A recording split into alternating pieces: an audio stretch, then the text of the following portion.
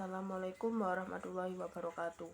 Perkenalkan, nama saya Meita Imelda Afridwi Arinda, bisa dipanggil Meita, dari jurusan Manajemen Perkantoran Ekspor dan Impor dan NIM 5211085 dari kelas STT 4.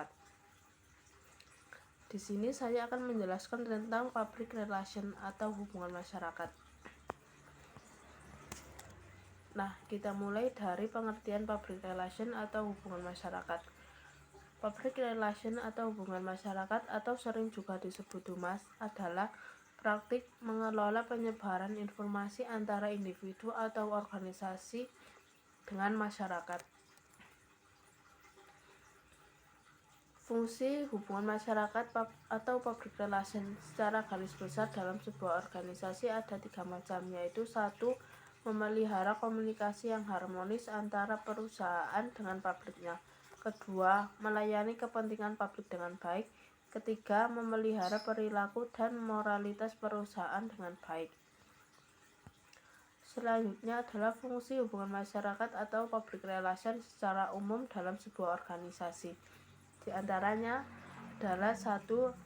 Penyusunan kegiatan, kedua, keterpautan, ketiga, penulisan dan penyuntingan, keempat, informasi, kelima, produksi, keenam, peristiwa khusus, ketujuh, pidato, dan kedelapan adalah penilaian dan penelitian. Tujuan hubungan masyarakat atau public relation bagi sebuah organisasi adalah untuk membujuk masyarakat, investor, mitra, karyawan, dan pemangku kepentingan lainnya untuk mendapatkan sudut pandang tertentu.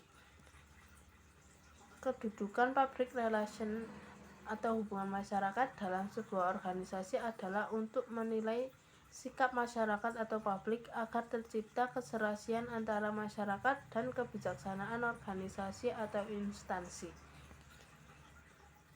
Dalam menjalankan fungsinya, seorang public relation atau humas dituntut untuk memiliki 4 kemampuan, yaitu diantaranya 1. Memiliki kemampuan mengamati dan menganalisis suatu persoalan berdasarkan fakta. Kedua, kemampuan untuk menarik perhatian. Ketiga, kemampuan untuk mempengaruhi pendapatan umum.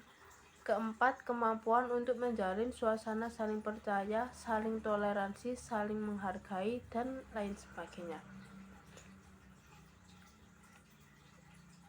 Dan peran ideal yang harus dimiliki oleh praktisi humas dalam sebuah organisasi atau instansi antara lain 1. Menjelaskan tujuan-tujuan organisasi kepada pihak publiknya.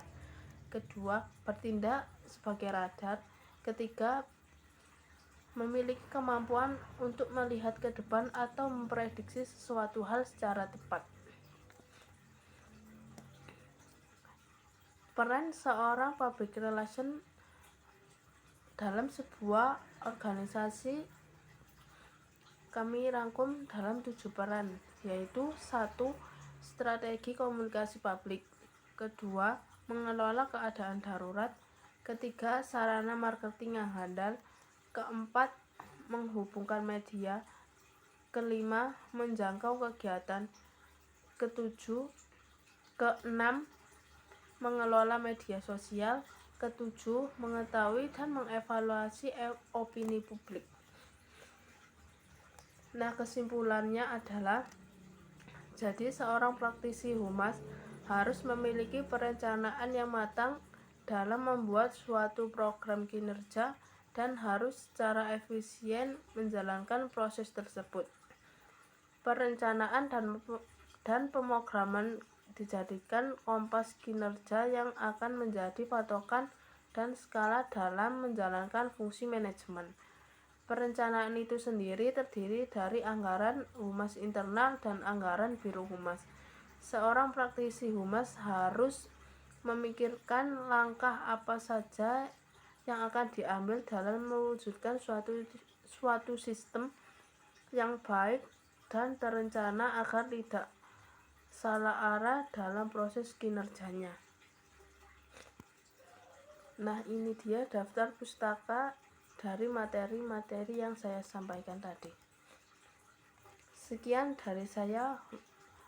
Ada kurang lebihnya saya mohon maaf. Wassalamualaikum warahmatullahi wabarakatuh.